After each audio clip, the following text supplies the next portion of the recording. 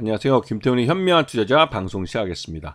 오늘은 남성에 대해서 좀 말씀을 드리겠는데요.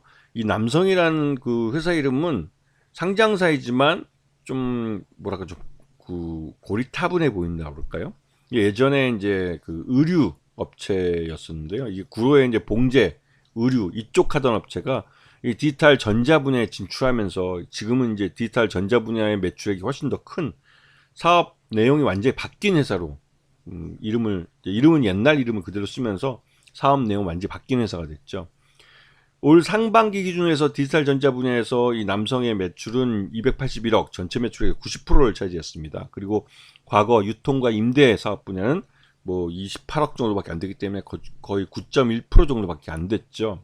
그래서 이 업체는 디지털 전자 쪽 이제 그 모바일 오디오나 비디오, 그 위성 수신기, 그다음에 GPS 수신기 이런 쪽으로 회사를 보는 게 맞습니다.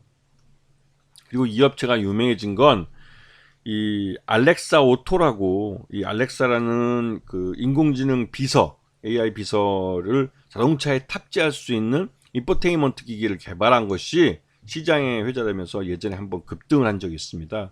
이게 이제 커넥티드 카에 이제 이 알렉사 오토가 탑재되면 향후 매출액이 굉장히 좀 늘어날 수 있을 거다라고 기대를 했지만 그렇게 의외로 그렇게 매출이 크게 늘지는 않았습니다.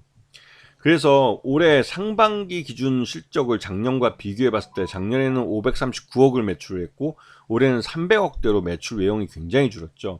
이럴 경우에는 당연히 영업이익과 그러니까 영업 손실을 볼 가능성이 높고 또 단기 순손실도 발생할 수밖에 없는 거죠. 왜냐하면 매출 외형 자체가 줄었기 때문에 규모의 경제를 달성하지 못했고 그에 따라서 이 영업이익을 달성하기 굉장히 어려운 거죠.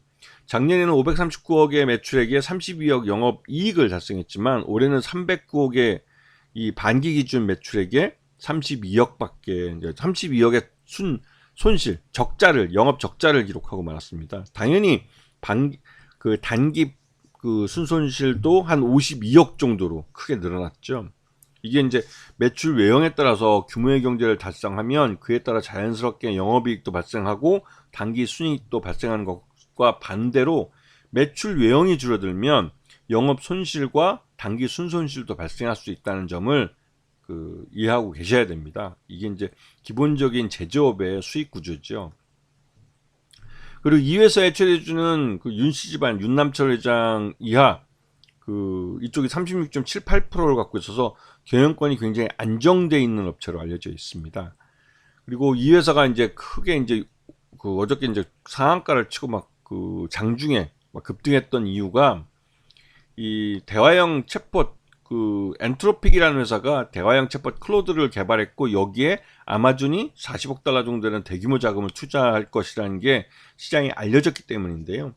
이 엔트로픽이라는 회사는 오픈 AI 우리가 이제 대화형 생성형 인공지능 챗 GPT를 만든 이 오픈 AI에서 떨어져 나온 인력들이 만든 회사입니다. 그래서 엔트로픽이 오픈 AI보다 더 어떤 면에서는 도덕적인 윤리적인 면에서 인공지능을 교육하고 훈련시키는 면에서는 더 발전돼 있다라는 말이 나오고 있는데요.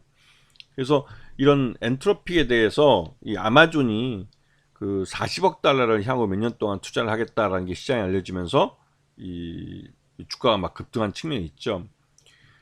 그리고 최근에 이제 아트만 자산운용이라는 회사가 이 남성의 이 교환사채를 갖고 있었는데요. 이 교환사채를 바로 이제 주식으로 변환하면서 6%대 지분을 갖게 됐습니다. 그리고 이런 6%대 지분은 아마 주가가 오르면 즉시 매도될 가능성이 있기 때문에 아트만 자산운용이 이 남성의 주식을 갖게 됐다는 게 나름대로 주가를 끌어올린 그러니까 올릴 이유가 생긴 거라고 볼 수가 있는 거죠. 그래서 공시 내용들을 잘 챙겨 보셔야 됩니다.